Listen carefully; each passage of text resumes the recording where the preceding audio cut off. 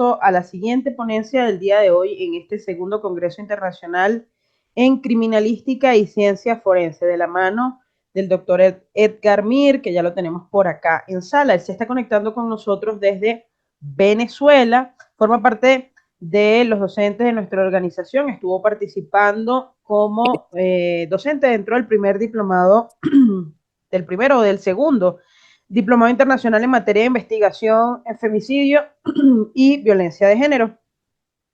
Y el día de hoy nos acompaña con una temática por demás interesante y particular. Estará disertando sobre la exclusión de la prueba ilícita como garantía estructural del Estado de Derecho. El día de hoy, con esta clase, pues el doctor Mir hará un abordaje y un análisis crítico imprescindible. La prueba ilícita, sus límites, sus implicaciones y sus riesgos constituye uno de los pilares más sensibles del proceso penal. Y su estudio no solo tiene un impacto jurídico, sino además ético y democrático. Nos recuerda que la justicia no puede construirse vulnerando derechos y que la validez de un sistema penal se sustenta en la legitimidad de sus métodos. Hoy, a través de su ponencia, exploraremos cómo esta garantía sostiene el equilibrio entre la persecución del delito y la protección de la dignidad humana. Mi doc, creo que puedes activar tu micrófono, ya vamos a compartir pantalla para que puedas iniciar. Saludos, muy buenos días, ¿me escuchas? Perfecto, mi doc, sí. Qué bueno, qué buena introducción has dado a este tema tan importante y tan delicado, ¿no? De verdad que agradecido nuevamente por la invitación, siempre contando con ese apoyo grandísimo que ustedes le dan desde todo punto de vista a algo tan importante como lo es la ciencia avanzada del derecho. Fíjense que este es un tema sumamente interesante porque de nada sirve que nosotros tengamos ese medio de prueba eh, legal, lícito y pertinente y por lo menos no sepamos cómo lo vamos a introducir a un proceso.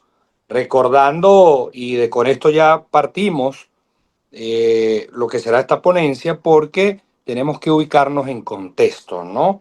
Y recordar siempre que cualquier investigación, cualquier medio de prueba, el que se vaya a hacer, recordar que ese medio de prueba, esa resulta, esa experticia, va a ser introducida a un proceso penal que estará atada a demostrar un hecho pasado, un hecho histórico. Y precisamente esa es la función de la prueba. Nosotros no trabajamos sobre el futuro, sobre qué pudiese demostrar. No, nosotros tenemos que reconstruir a través de la prueba o a través de los medios probatorios un hecho histórico para tratar de convencer, para tratar de darle certeza a el juez, que es la última persona que irá a valorar esa experticia, que irá a valorar la conclusión de lo que arrojó ese estudio a ese medio de prueba, ¿no? Partiendo de allí tenemos que conceptualizar de entrada entonces qué busca el derecho probatorio, ¿no?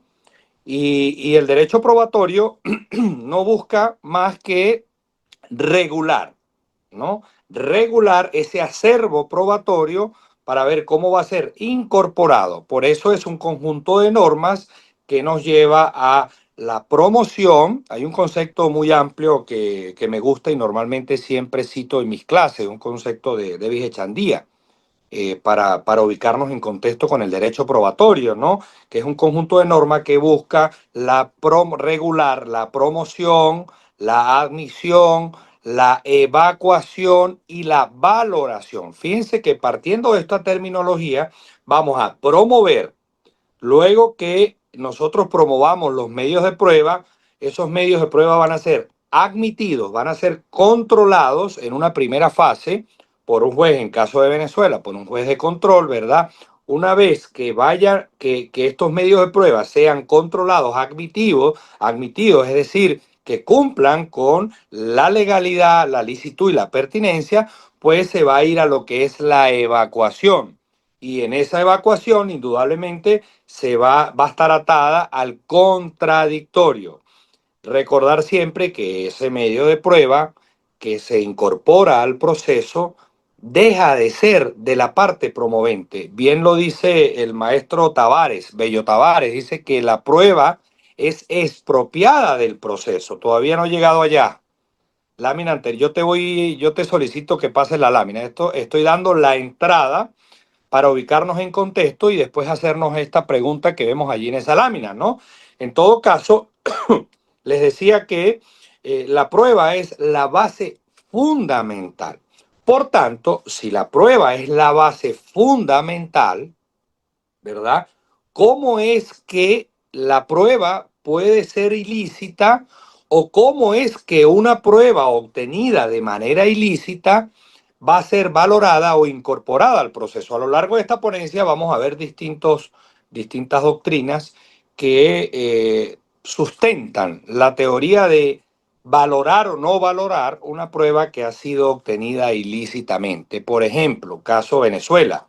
Si graban una conversación telefónica, por ejemplo, sin mi autorización, la pregunta es, ¿será válido? ¿Se estará violentando el derecho a mi intimidad constitucionalmente dado?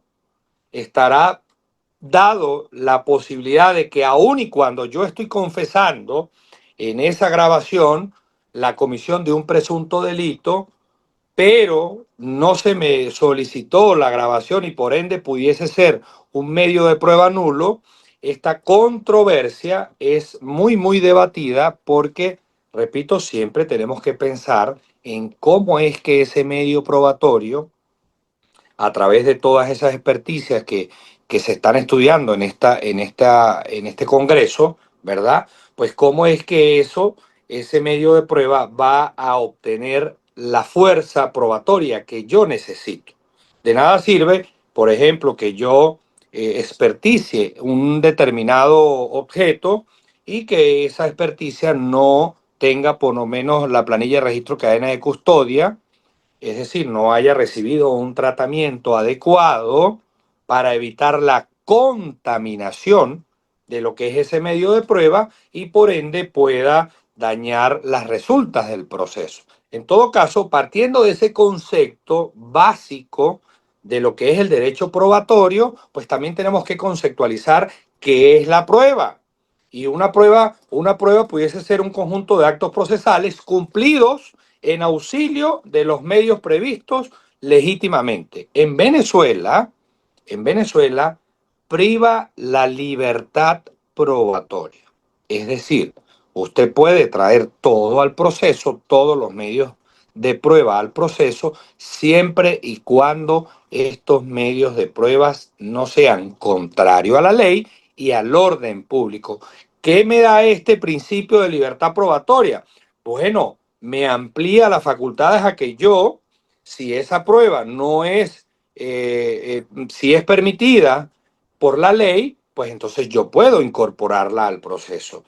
Siempre el meollo del asunto es cómo, repito, la incorporo al proceso para evitar que esa prueba esté revestida de algún tipo de nulidad absoluta o relativa. En todo caso, el objetivo de la prueba siempre va a ser llevarle al juez el convencimiento, llevarle al juez, ¿verdad?, la convicción, la certeza de que ese medio de prueba que fue obtenido de manera lícita, que además tiene que ser valorado, pues pueda darse una sentencia que esté ajustada a derecho y que la defensa, en este caso, o la propia Fiscalía del Ministerio Público como representante del titular de la acción penal, es decir, del Estado, sobre todo acá en Venezuela.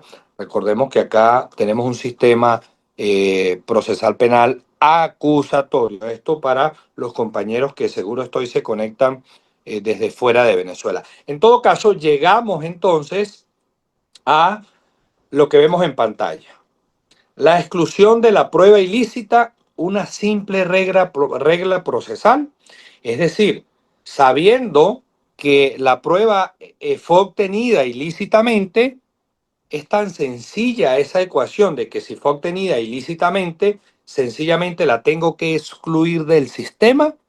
Pues bien, a lo largo de esta ponencia nos vamos a dar cuenta que no es tan así, que no es tan sencillo, aun y cuando partimos de la libertad probatoria como principio fundamental, aun y cuando la Constitución de la República Bolivariana de Venezuela señala que todo medio de prueba obtenido de manera ilegal es una prueba nula. Partiendo de esos principios constitucionales, pues vamos a tratar de orientar y enfocarnos en el Estado de Derecho, en un debido proceso que le asiste no solo a la víctima, sino que le asiste al imputado. Por tanto, quise envolver un poco esta regla de exclusión de la prueba ilícita, ¿verdad? Y no verla como una simple regla procesal. Siguiente lámina. Siendo esto así, pues hay una doctrina relevante, la vemos allí en pantalla, ¿no? El maestro Ferrajoli señala que la exclusión probatoria es una garantía estructural que protege al imputado frente a la arbitrariedad del poder penal. Por supuesto, pues partiendo de allí, entendemos entonces que la exclusión pudiese ser entonces una garantía, ¿no? Pero ¿qué nos dice el maestro Binder, Alberto Binder? Bueno, señala que la exclusión de la prueba ilícita no solo protege al imputado, sino que preserva la integridad del sistema judicial. Y eso es correcto, partiendo de el punto del debido proceso y que el Estado debe garantizar una tutela judicial efectiva, pero que no solamente sea efectiva, sino que sea eficaz. El maestro Alberto Arteaga Sánchez señala con relación a esta doctrina relevante, pues que la legalidad de la prueba es una condición de su validez. Es decir, si la prueba fue obtenida de manera válida, pues sencillamente tendrá una validez. Señala el maestro Arteaga que no hay sana crítica, pues la prueba es ilegal. Y aquí me detengo un poco porque el maestro Arteaga señala algo sumamente importante y hace mención al sistema o método también como se conoce de la sana crítica. Y este es el sistema no más de cómo es que esa prueba va a ser valorada dentro de un proceso penal. ¿Cómo es que esa facultad exclusiva dada al juez puede aplicar la exclusión o no de esa prueba obtenida de manera ilícita a través de la regla o método de valoración de la prueba como lo es la sana crítica? Y el método de la sana crítica es dado acá en Venezuela, pero no solamente en Venezuela.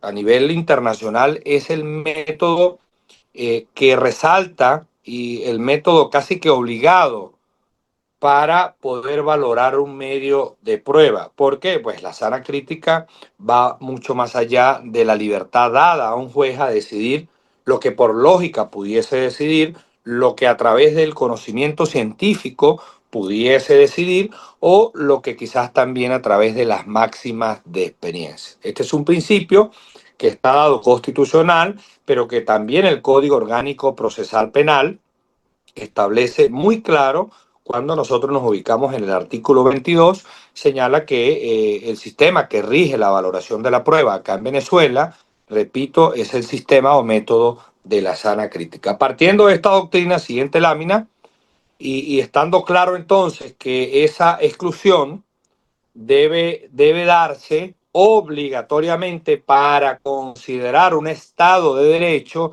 para considerar que ese poder del jus puniendi que tiene el Estado, pues sea eficiente y garantice una transparencia de un proceso.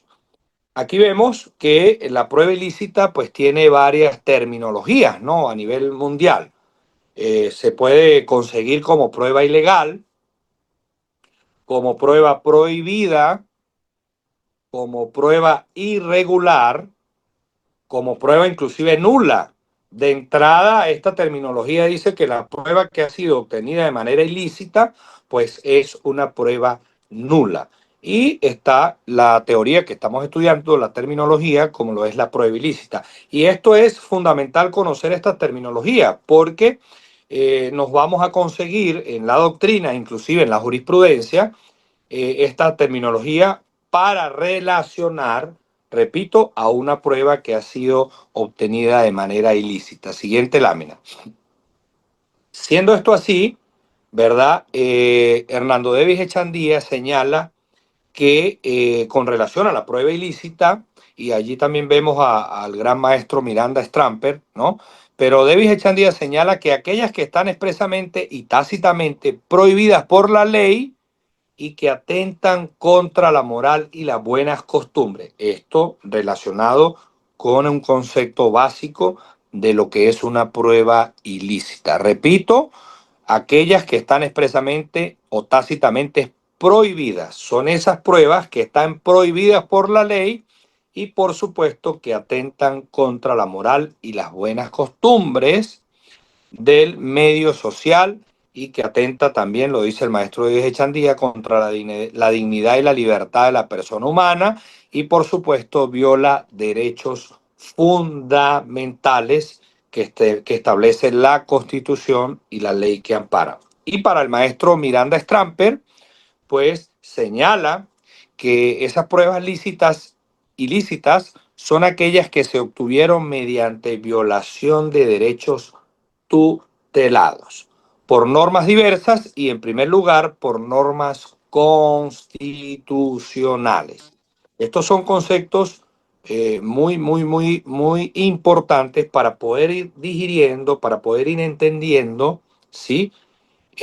¿Cómo es que yo debo conceptualizar entonces a través del derecho probatorio que va a regular, como lo dije, la promoción, la admisión, la evacuación y la valoración de la prueba? ¿Cómo es que se debe de entrada, cómo es que se debe tratar la prueba que ha sido obtenida de manera ilícita? Siguiente lámina.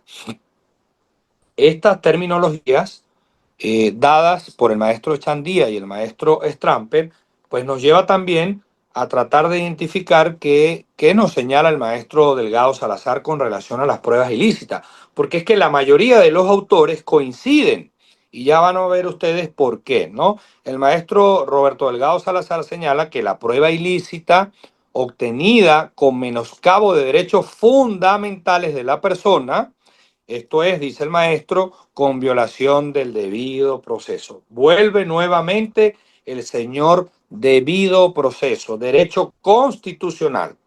Acá en Venezuela, expresamente establecido en el artículo 49 constitucional.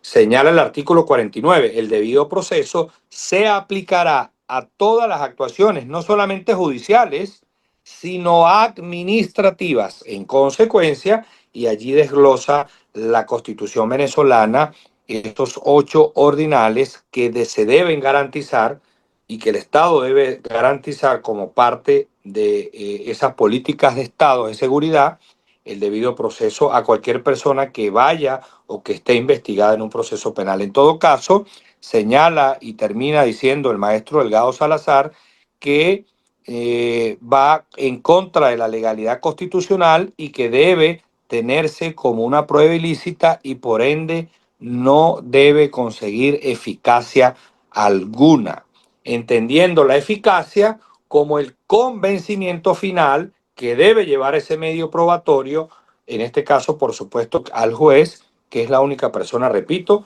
que tiene la facultad de valorar cada medio de prueba. Y el maestro Edgardo Saavedra Roja nos señala con relación a la prueba ilícita, pues que es aquella contraria a los valores superiores, los que se han erigido a la sociedad y al Estado. Vuelve nuevamente el maestro Rojas señalando que es una responsabilidad del Estado garantizar la exclusión de cualquier proceso judicial o administrativo de una prueba que haya sido obtenida de manera ilícita. Toda vez que el maestro Rojas señala que al ser practicada, pues simplemente vulnera ordenamientos legales, vulnera la relación que hay con las garantías y derechos consagrados en la normativa de la Carta Política Fundamental. Decían ayer por aquí, todos los caminos conducen a Roma. y todos los caminos conducen a Roma, porque sencillamente cuando nosotros hablamos de que una prueba ha sido obtenida de manera ilícita, pues sencillamente debe ser excluida del proceso, toda vez que va en detrimento de los derechos y garantías fundamentales constituidos y consagrados, en caso de Venezuela, en la Constitución de la República Bolivariana de Venezuela. Siguiente lámina. De manera pues que allí vemos una serie de conceptos que, si se quiere, coinciden, como se los repito, coinciden en que el Estado debe ser garante de la exclusión de este medio de prueba. Ahora bien, esos conceptos también nos llevan a entender el debido proceso y el Estado de Derecho, ¿sí? Que también lo podemos y lo conocemos por allí como el derecho constitucional procesal, ¿sí? Pues hay autores que desglosan el debido proceso y lo llevan a un derecho constitucional procesal, entendiendo entonces que el Estado de Derecho no se limita a la existencia de normas jurídicas, implica que todo poder público debe estar sometido a la ley, que los derechos fundamentales tienen que ser respetados, que las decisiones judiciales se adopten conforme a los procedimientos legítimos. Ojo con esto, conforme a los procedimientos legítimos. En el caso de Venezuela, no podemos obviar el Manual Único de Registro de Planilla de Registro de Cadena de Custodia, por ejemplo, para darle tratamiento a esa prueba que ha sido colectada en un posible lugar de los hechos, del suceso, y se le debe dar el tratamiento legal para que pueda ser llevada, para que pueda ser incorporada al proceso y se pueda evitar la contaminación de este medio de prueba. Entendiendo también, y vale recordar que la prueba sufre un tratamiento procesal, toda vez que cuando es inmersa, cuando es llevada a un proceso, pues la prueba llega siendo un medio de prueba. La prueba llega siendo un elemento de convicción que a lo largo del proceso o a medida que el proceso vaya avanzando, pues esta va sufriendo lo que se le conoce como la transformación, como la decantación, inclusive por allí lo hablan los distintos autores, y como también la transmutación de pasar de un elemento de prueba a lo que ya propiamente dicho es una prueba. Pero para llegar a ser prueba tiene que pasar por la evacuación y por el control contradictorio de ambas partes. Por eso los decía anteriormente que el maestro Parraquijano es muy sabio cuando dice que los medios de prueba son expropiados del proceso, dejan de ser míos. Yo que promoví la prueba, dejan de ser míos para ser del proceso, porque las pruebas que yo lleve un proceso no solamente van a ser de la parte promovente que las llevó, sino también de la otra parte, porque va a tener el derecho a contradecir ese medio de prueba. Y de allí parte un debido proceso de garantizar ese control del medio de prueba, que va a terminar siendo una prueba para que después pueda conseguir la certeza que buscamos en el juez, ¿no? En todo caso, fíjense que el debido proceso se erige como la garantía procesal por excelencia. Normalmente conocemos el debido proceso, el debido proceso, el debido proceso, pero en realidad sabemos en qué consiste el debido proceso. En realidad se garantiza un debido proceso a una prueba que ha sido obtenida de manera ilícita. Estas son preguntas que debemos despejar obligatoriamente, ¿no?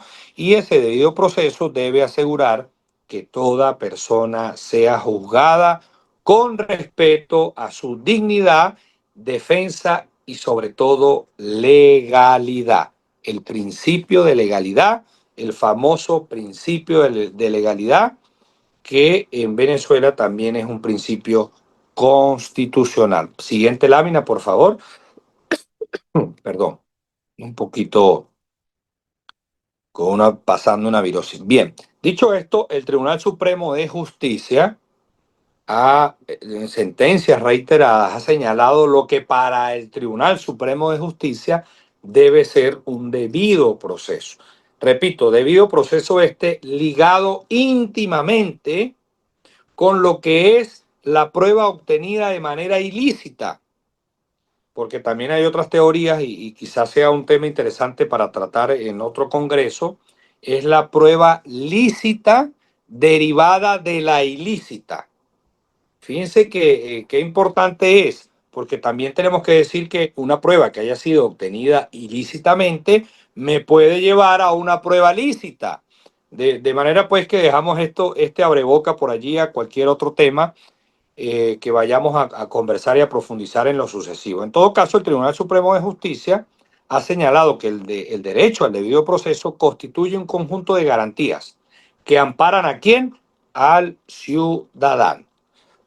Y señala que la violación del debido proceso operará en principio dentro de un proceso ya instaurado. Es decir, no existe violación del debido proceso si no hay un proceso. Pero para que haya un proceso, debo iniciar un proceso, debo saber incorporar un medio de prueba a un proceso para que podamos estar hablando entonces de que hay violación de un debido proceso. Y señala y sigue diciendo el Tribunal Supremo de Justicia que esa existencia será imputable al juez que con su conducta impida que alguna de las partes utilice efectiva los recursos dados que la ley pone al alcance para defensa de los derechos. Es decir, va a quedar facultado entonces solicitar cualquier nulidad, ¿sí?, a este medio de prueba que ha sido obtenida ilícitamente. Siguiente lámina. Y esto nos va a llevar entonces conceptualizando a ese debido proceso constitucional, entendido como el conjunto de normas constitucionales y legales por medio de los cuales el Estado se autolimita al ejercicio del ius puniendi. Por eso lo tengo allí en esa lámina en negrilla.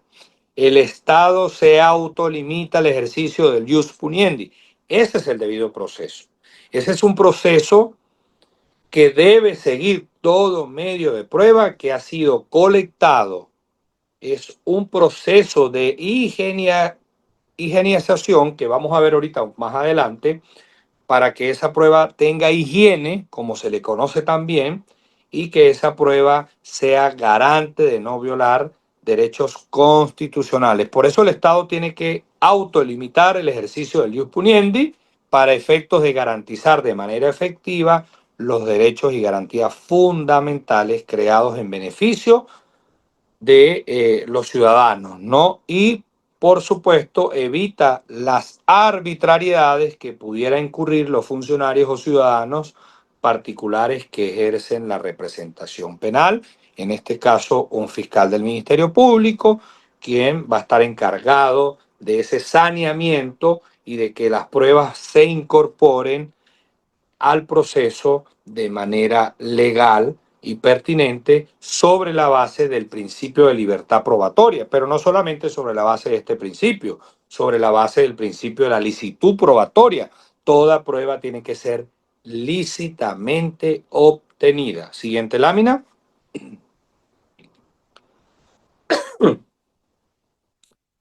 Ahora bien, caemos aquí en si esa prueba no fue obtenida de manera lícita, pues nos lleva, si no es lícita, indudablemente tenemos que ubicarnos en que es ilícita.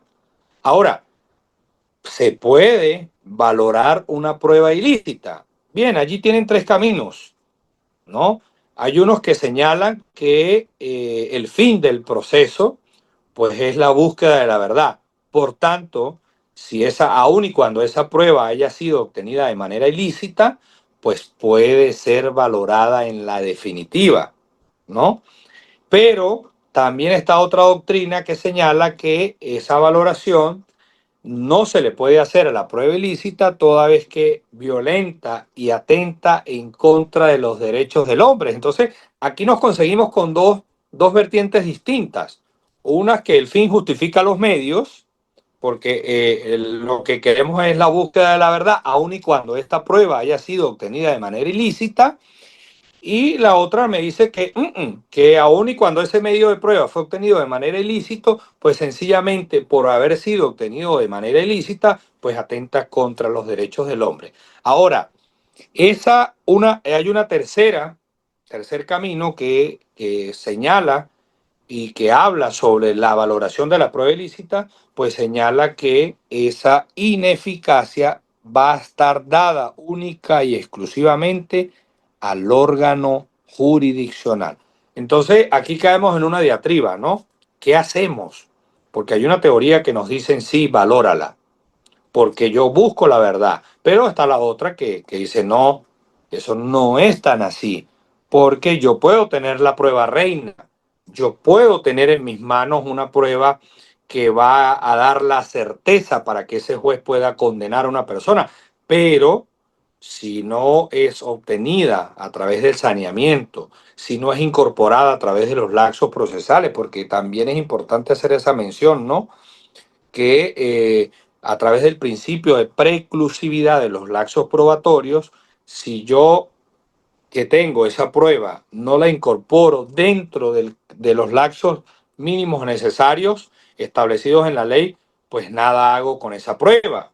Aunque hay en Venezuela el Código Orgánico Procesal Penal señala dos excepciones, ¿no? Y me habla de una prueba nueva, ¿verdad? O una prueba complementaria que habiendo precluido el lapso para promover medios de prueba, pues sencillamente se puede hacer excepción, ¿no? En todo caso, fíjense ustedes lo importante de conocer cómo y qué debemos hacer al momento de tener esa prueba ilícita incorporada al proceso, cómo debemos valorarlas en la definitiva. Y repito, esta es una función exclusiva del operador de justicia, en este caso el juez. Siguiente lámina. Esto nos lleva a esta famosa doctrina, ¿no? Que estoy seguro que más de uno conoce, la doctrina del derecho anglosajón, de por allá de unos cuantos años atrás, ¿no? Y no es más que la doctrina del fruto del árbol envenenado. Todo árbol que esté envenenado, pues sencillamente su fruto está envenenado. Y podemos identificar ese árbol como el proceso. Y podemos identificar ese fruto como la prueba o el medio de prueba. Por tanto, esta es una teoría que necesariamente al hablar de una prueba ilícita tenemos que invocar, porque es un principio que las pruebas, todas las pruebas que han sido obtenidas de manera ilícita serán nulas porque fueron obtenidas mediante violación del debido proceso. Debido proceso este que ya estudiamos, que ya conceptualizamos y por ende, constitucionalmente, aquí en Venezuela, la Constitución señala ya de entrada que si las pruebas fueron obtenidas mediante violación del debido proceso, sencillamente es una prueba nula. De allí pues que nos abordamos un poco en esta teoría, repito, del derecho anglosajón, que está dada a la teoría del fruto del árbol envenenado. Siguiente lámina.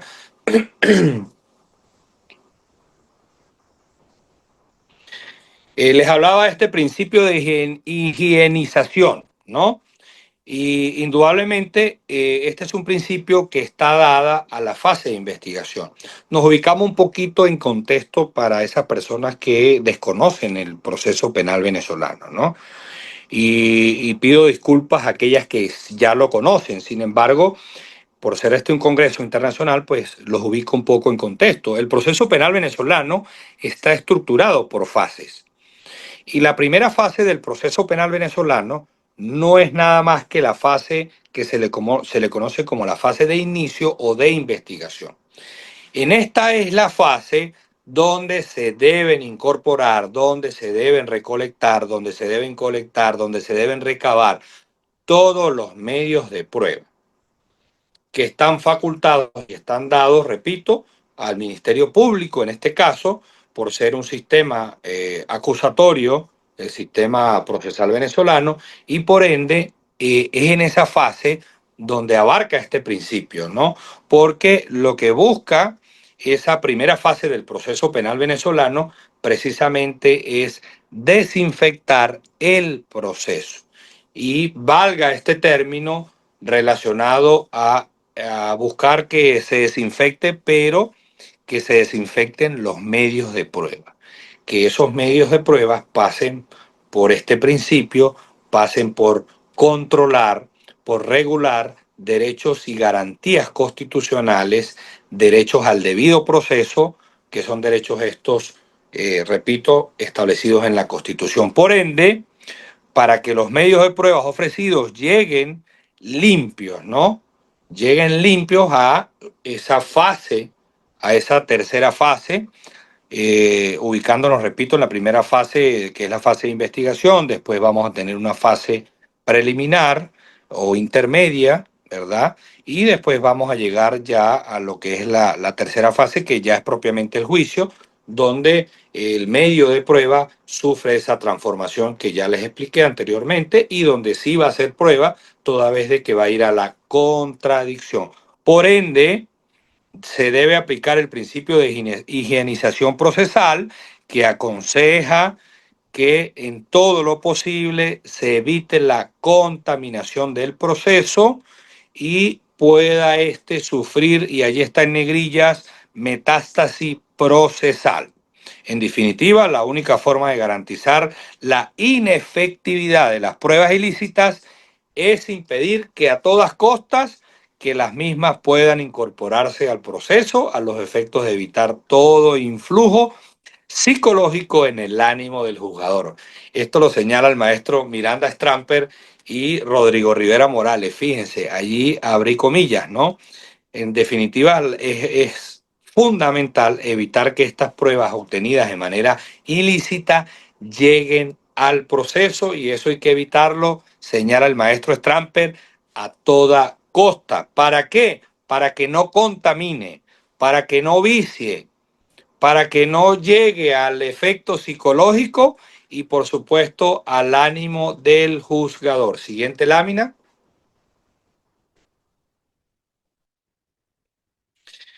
Pero también hay excepciones, ¿no? Excepción a la inadmisibilidad de la prueba ilícita, como hay, y la teoría principal es que la prueba ilícita, pues sencillamente no debe ser admitida, ¿no?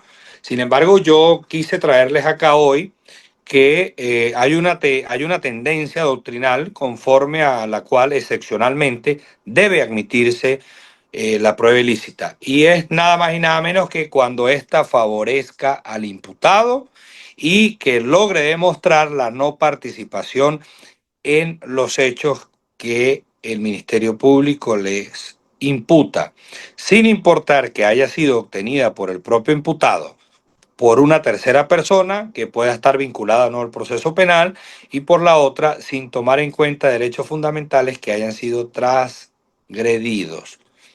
Posición esta que ha sido aceptada en diversos países.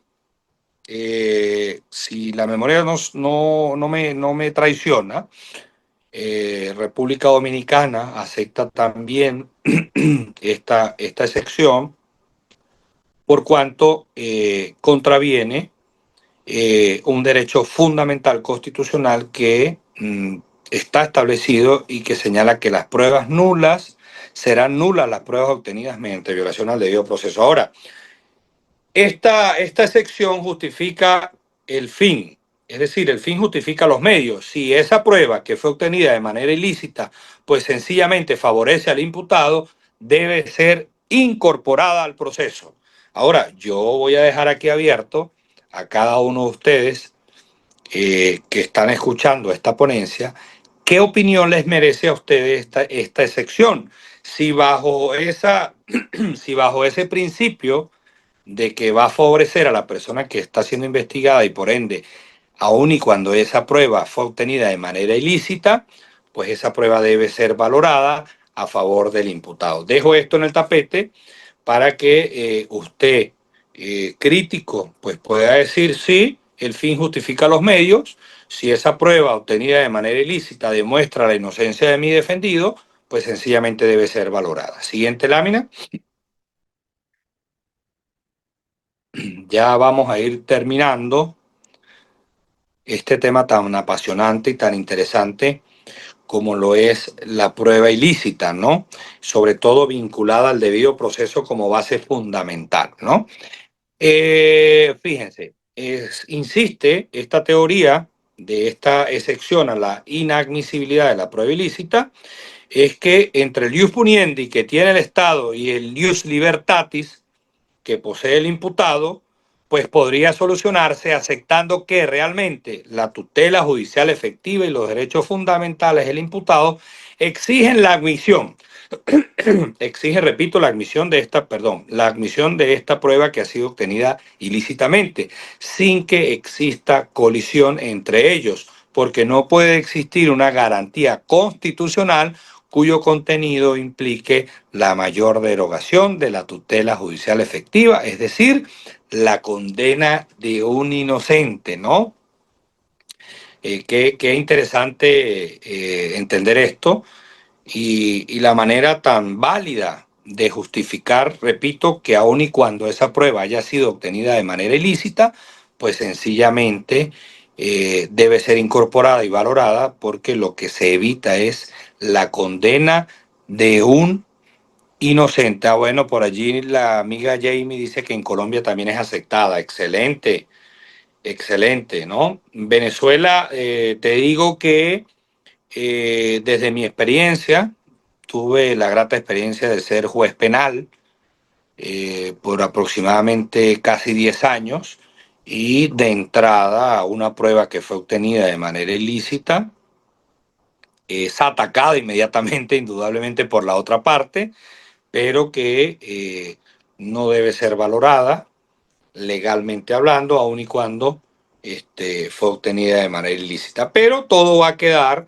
a la aplicación o no de cómo yo voy a valorar, de cómo ese sistema o método de la sana crítica me da a mí esa facultad para valorar la prueba que fue obtenida ilícitamente. Por ejemplo, la prueba de ADN, ¿sí? Una prueba de ADN para comprobar la afiliación o no, si no llega a tiempo las resultas de esa prueba, pues se puede incorporar mucho más adelante o en su defecto, si en ningún momento se solicitó, siendo esta una prueba reina, pasa mucho, pues está la libertad y la facultad, esos poderes que tiene el juez de poder de oficio solicitar una diligencia de investigación que vaya a determinar o no la responsabilidad de esa persona, ¿no? Es interesante. El tema de las pruebas es apasionante y la prueba ilícita también. Es un tema que apasiona el estudio de la prueba ilícitamente obtenida, ¿no? Que puede llegar a ser lícita porque, repito, el fin justifica los medios. Siguiente lámina. Perdón. En conclusión, la exclusión de la prueba en Panamá también, sí es verdad, Jorge, correcto. La exclusión de la prueba ilícita constituye mucho más que una regla técnica del proceso penal, es una garantía estructural que preserva la vigencia del Estado de Derecho y asegura que la justicia se administre dentro de los límites de la legalidad. Admitir pruebas obtenidas mediante la vulneración de derechos fundamentales no solo compromete la validez del proceso, sino que legitima la arbitrariedad y la erosiona la confianza del ciudadano en las instituciones. Y aquí entra uno en un péndulo, ¿no? ¿Qué hacer? No hacer. Valoramos, no valoramos, entendiendo de que es una garantía, es un derecho, ¿no? Saludos a Guatemala, es un derecho. Por tanto, esta conclusión la dejo allí a criterio de cada uno de ustedes, respetados compañeros que siguen esta ponencia, que siguen este congreso, realizado por Ciencia por la Verdad. De verdad que Ciencia por la Verdad es un portal que nos lleva al conocimiento, que nos lleva al estudio de las ciencias, ¿no? Y seguro estoy que a lo largo del Congreso ustedes pueden darse cuenta la importancia que es, siguiente lámina, la importancia que es el conocimiento como herramienta. Señalo entonces que el verdadero sentido de la justicia no se agota en alcanzar la verdad material, sino en hacerlo respetando la dignidad humana y los principios constitucionales.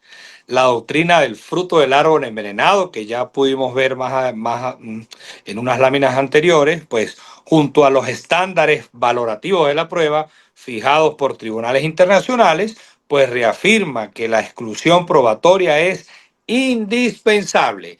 Así me demuestre que la persona es inocente. Esos estándares internacionales señalan que esa prueba obtenida de manera ilícita debe ser excluida. Esto nos lleva a garantizar que el proceso penal sea un espacio de legalidad y respeto y no un instrumento de abuso. Siguiente lámina.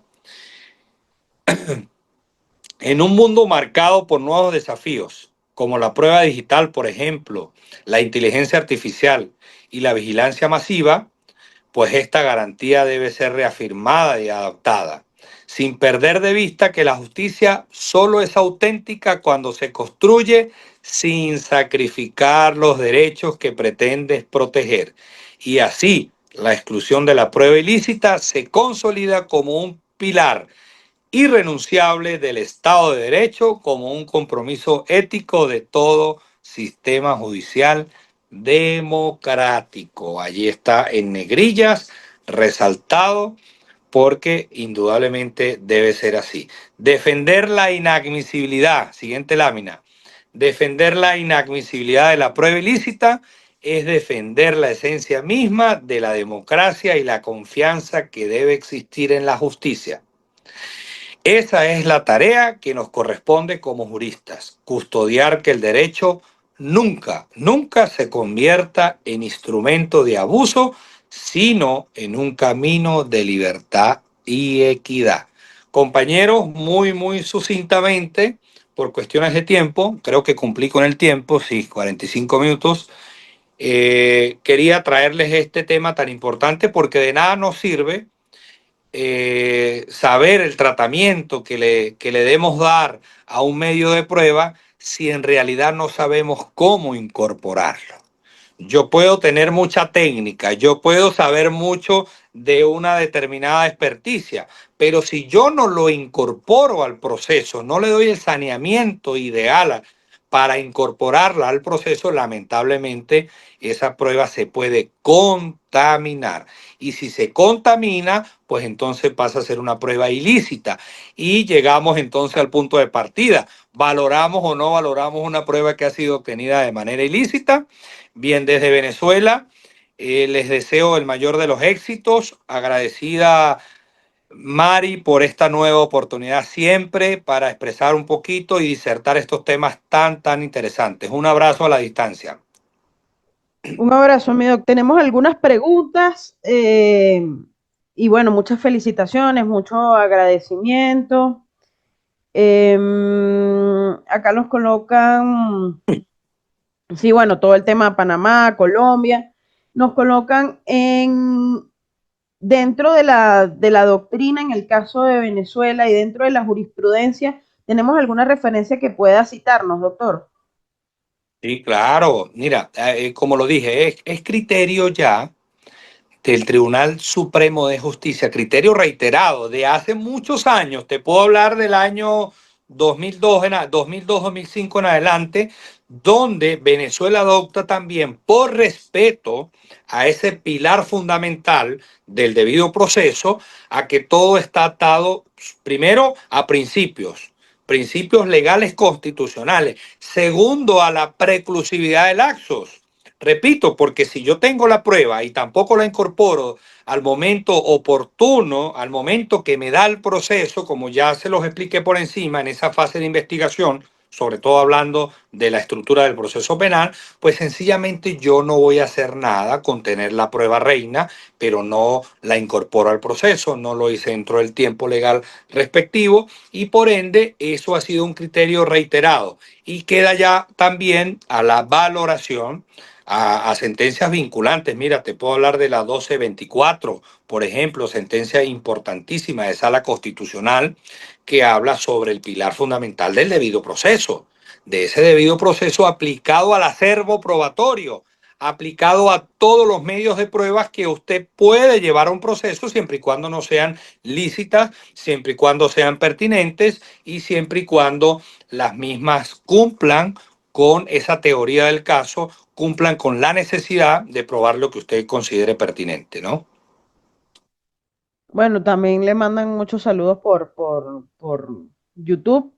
Agradecerle, mi doc, por la ponencia del día de hoy. Yo creo que particularmente el tema de la teoría del fruto del árbol envenenado es algo que genera mucho interés, porque nosotros durante la formación académica como abogados nos hablan mucho de la teoría del fruto del árbol envenenado y luego hablar de las excepciones es importante también, ¿no? Que existen y que quizás no tienen una difusión tan amplia como la misma teoría, eh, pero que son importantísimas. De hecho, bueno, aquí está mi doctora Lisbeth y hay algunos colegas de Venezuela acá en sala, que saben que nosotros dentro de los diplomados de ciencia por la verdad siempre les incorporamos el tema de la teoría del fruto del árbol envenenado y les incorporamos las excepciones y además citamos mucha jurisprudencia, de hecho de Colombia y de Panamá, en torno a esta temática porque es fundamental que la conozcamos desarrollándonos dentro del ámbito forense, por supuesto. Sí, ayer precisamente, mira, siempre hablar de prueba desde cualquier ámbito, ¿no? Siempre hablar de prueba es interesante y es interesante porque ya es doctrina, la prueba es la columna vertebral, ¿no? Del proceso, es el corazón, es el medio, porque lo que yo pretendo, yo tengo la carga de probar, ¿verdad? Pues lo que yo quiero probar, tengo la carga de llevar ese medio de prueba. Entonces, si no lo sabemos hacer, si no lo sabemos incorporar, pues allí entran lo que también muy bien sabiamente señalas, Mari, que son las excepciones, ¿no? Y son las nulidades, porque ese es un tema también interesante. Hay nulidades absolutas, nulidades relativas, excepciones que pueden ser dadas en ambas fases del proceso, en este caso hablando del proceso penal venezolano, excepciones que de entrada en la fase de investigación tú puedes oponer, ¿verdad? Y excepciones que aún habiendo sido declaradas sin lugar en una fase intermedia, pues también las puedes volver a oponer en una posible apertura de un juicio oral y público. Entonces, este tema de la prueba, ayer hablaba en una ponencia también internacional sobre el testigo único y la valoración probatoria, que también lo di aquí con Ciencia por la Verdad, también di ese tema, y súper interesante porque todo cae, repito, a cómo se debe valorar y esa es una función exclusiva que está dada al juez, ¿no? Así es, así es. Bueno, mi doctor, le agradecemos por acompañarnos el día de hoy y formar parte de este congreso y esperamos verlo en próximas ocasiones en los espacios académicos de Ciencia por la Verdad. Bueno, un abrazo, saludos a todas esas personas que se conectaron por esta plataforma, por YouTube. Sigan a Ciencia de la Verdad. Mira, haces un trabajo extraordinario. Nos llevas a todos esos profesionales capacitados a formarnos, a estudiar, y eso es importante. De verdad que en estos tiempos la formación es necesaria desde todo punto de vista. Así que bueno, vaya para cada uno de ustedes un fuerte abrazo a la distancia y nos seguiremos viendo. Bendiciones. Un fuerte abrazo, mi doctor. Muchas gracias nuevamente por acompañarnos.